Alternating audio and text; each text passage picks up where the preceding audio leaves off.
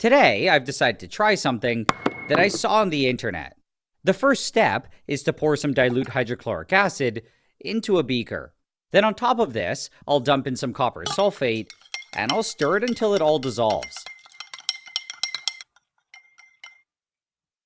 What I have now is an acidic copper solution, and I'll pour it into a larger beaker.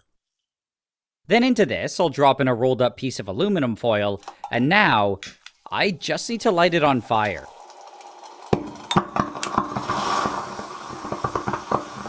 This is happening because the acid and the aluminum are reacting to make hydrogen gas, and the color is coming from the copper ions.